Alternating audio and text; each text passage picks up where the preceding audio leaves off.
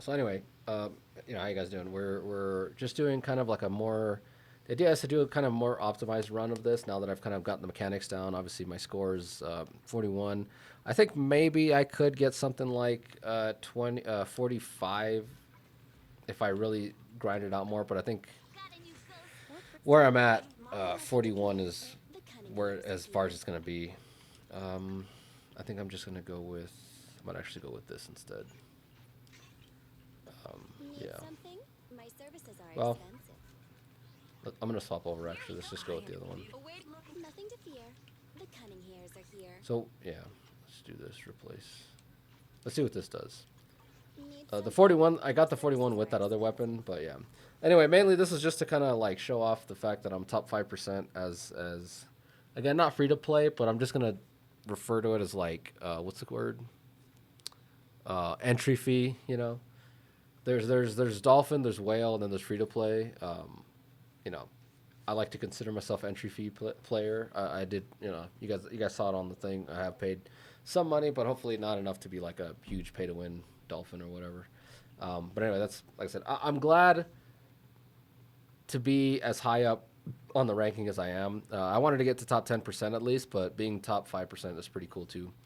Um, I'm not gonna have uploaded optimized runs for these two, just because for one, he's pretty easy, especially with Yishuan. There's not a whole lot that changes from run to run. And then Miasmic Fiend, it's more of a Jane thing where like you have to keep Jane's passion state up constantly, so you know that's more of like on her rather than the enemy, and the enemy's the same almost every time. So hopefully you guys kind of already kind of picked that up from the fact that she's been in this rotation enough times. But this is the new one. This is the one that you know it's good to kind of show. So this is the buff that I have. We're missing the second attack, the second damage bonus on the first half of this, but that's all right. Yeah, so we're just gonna get in there. This boss really does want you to like parry a lot of its attacks, or her attacks, I guess. The sacred path must not be profaned! Save your ether vision activate. What? Just leave it to me.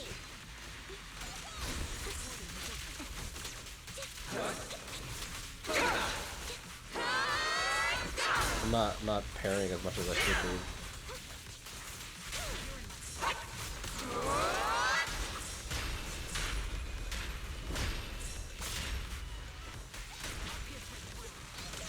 Down strategy.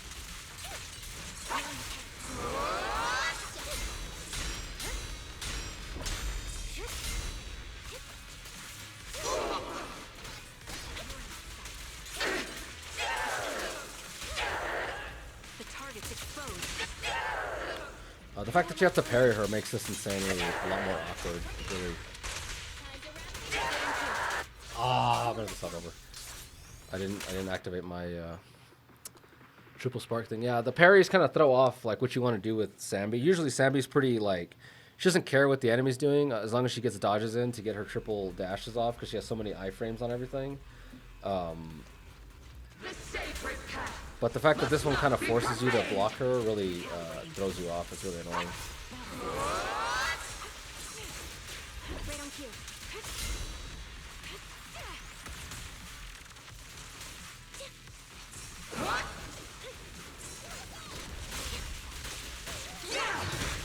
Oh my gosh, damn.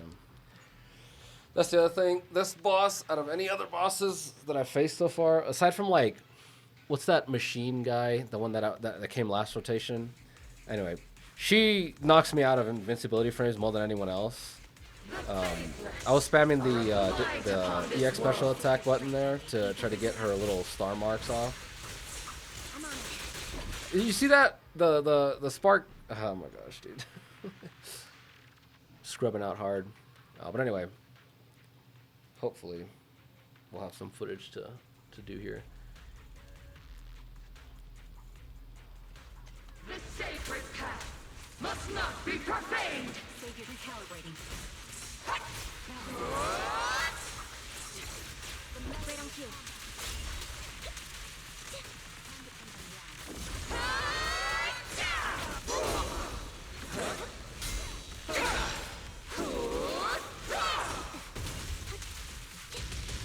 that was a waste of DPS on the Nicole thing. Now I'm just sitting here and the timing's off.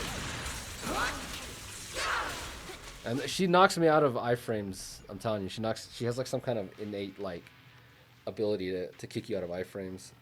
I don't think so. It just feels like it. There hasn't been another boss. Like my timings are all the same as they've been with every other boss. Just her attacks for some reason are really good at that. Must not be profaned. Leave it to recalibrating. What? That is easy. Yeah. Down strategy.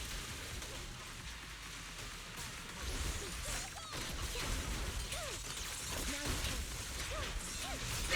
you can. What you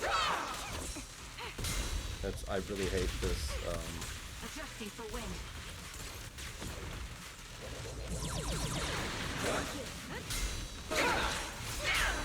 I really hate having to block all this stuff. It's just not intuitive for,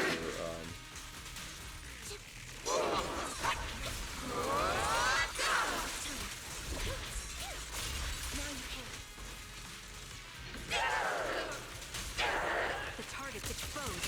Do it like London. Bye-bye, suckers. Loyalty. Ain't done yet. Right on cue.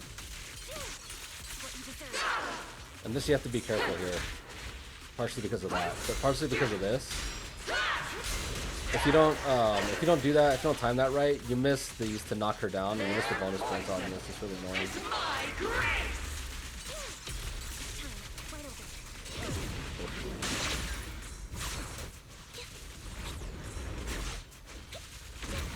Listen carefully. The tide of fate. Sink. All just futile resistance.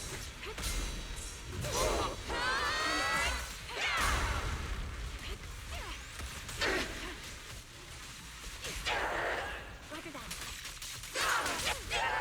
Wipe them out. Time to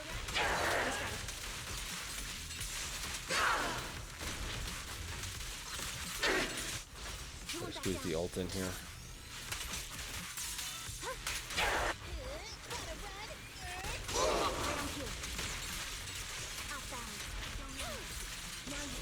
Syrian division, assemble! I don't know.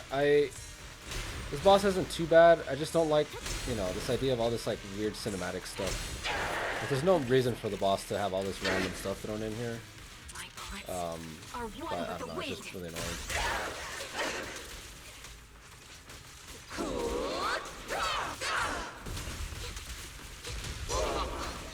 Down strategy.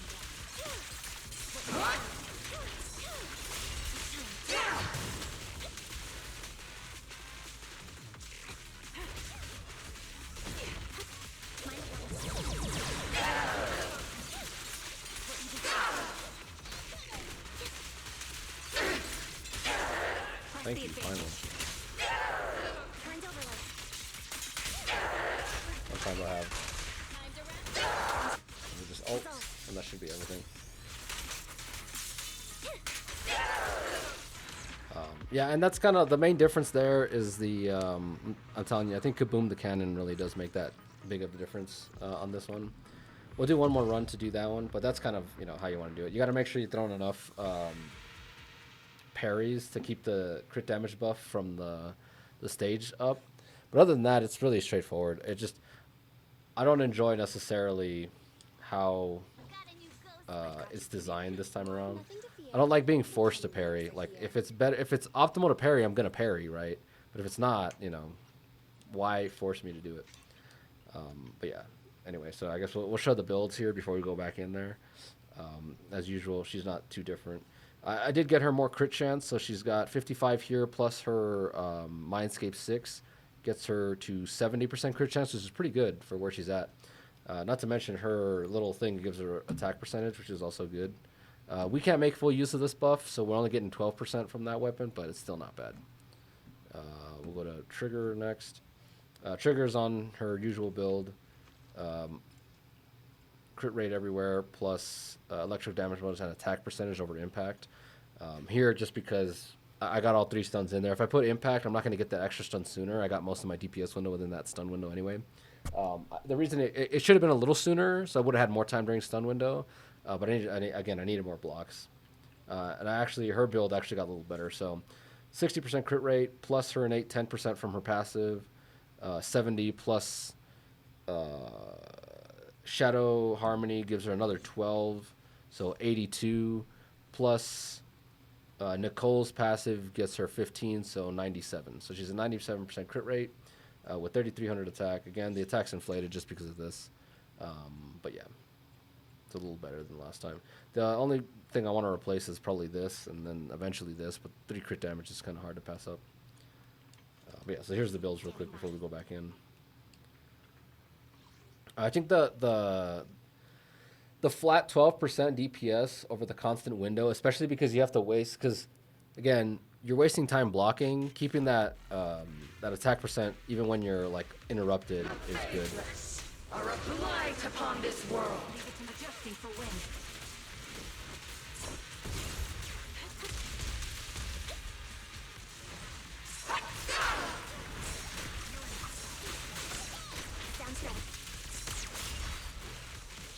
I messed that up really bad.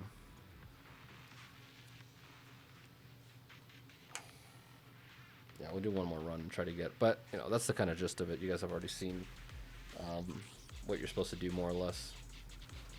The sacred path must not be profaned. Recalibrating.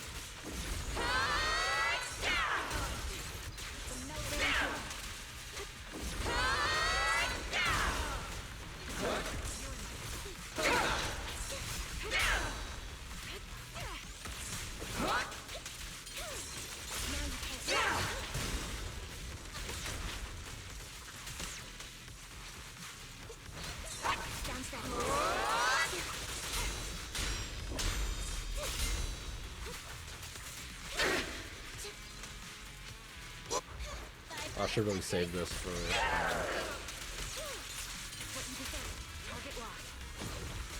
This time, that's fine. Not that big a deal.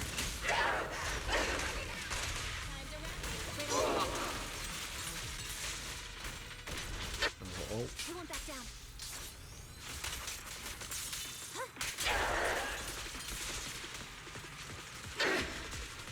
Get ready. Down steady.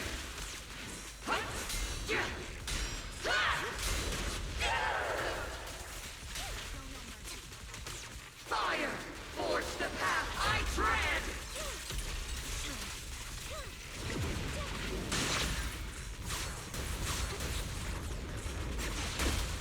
Rising tide of destiny! Annihilation! Ultra! Mutual resistance!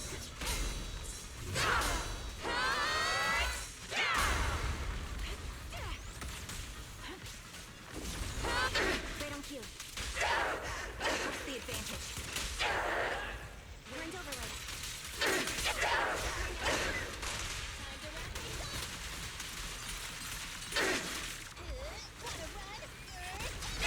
Down steady. Oh. Loyalty.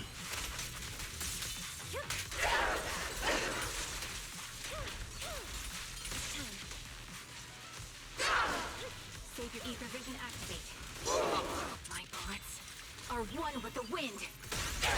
Right on cue. Soldiers! Fight by my side!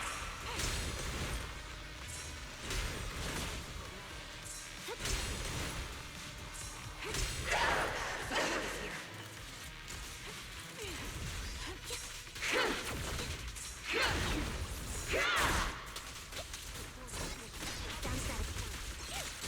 What you deserve. Oh man. What a humongous waste of time there. Roger that.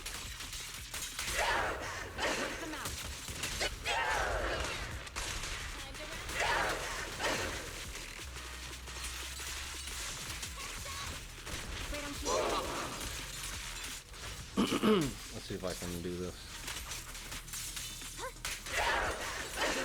Let me give you a little treat. Like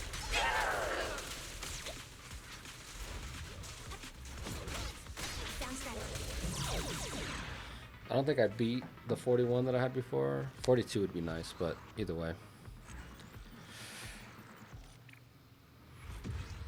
Nope, not close. There was a few mistakes in there, but anyway, that's kind of the gist of it. It's just again, losing too much crit damage on having to parry constantly is really annoying, and then making sure you're parrying consistently to keep the buffs up, because I'm sure the buffs dropped there somewhere because of how long it took. And then there was a point where she was just standing there not doing anything. Like, that's normal under normal circumstances. You could just wail on her, which is good. But here, you know, you kind of need to parry to keep her buffs up, and if she goes a long period of time without yellow flashing you, then your buff, the crit damage falls off. It gives you 30 seconds, so I'm pretty sure I kept them up the entire time. But again, that's one of the irritating things with this game, is they don't have any indicator anywhere showing you how long your buff lasts or whatever's going on with your buffs.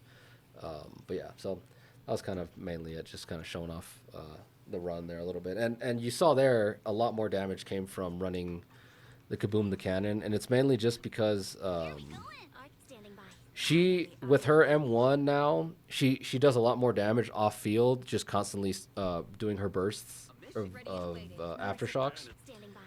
So the Kaboom the cannon is a lot more useful, because this only triggers when her bubble hits them and puts a little briefcase debuff on them. But this is just active the entire fight. So the entire fight is 12% to everybody. So it just helps her DPS a lot better. So ever since I got that, this one's been outperforming. Now, if I get this one to max refinement or whatever, max overclock, the 24% damage buff here might outshine it a little bit, but I can't test that out right now, and no one's like performance testing whether Kaboom the cannon or the vault is better on Nicole. But I do think, I'm pretty sure getting that 24% here will outperform that. But yeah, anyway, you're just kind of showing off the build and showing off my placement. You know, top 5%. There's nothing to sneeze at. I'm glad to be up there. I think hitting like top 3% is the next goal. So I'm gonna have to start working on that. I think if I had the final Mindscape on, where is she, on Pulchra, 100% I'd be probably in top 3%, because I would get so much extra damage on that, on the Miasma Priest, by just, first of all, faster stuns. Because of this, she gets more damage on her own thing, plus 30% damage buff. This applies to everything, not just aftershock. So her binding trap here, down here, target is increased by 30%. Right now it's only aftershocks, but if you apply that to everything, meaning Yishuan's damage, like, it's over, it's a wrap. You know what I mean? Like, it'd be fantastic, but unfortunately I don't have it, so I'm still working on that. But yeah, until next time, the next video is probably going to be a Wuthering Waves video. Yeah, doing the finishing up Whimpering Waste and all that stuff. So, yep, I'll see you guys then.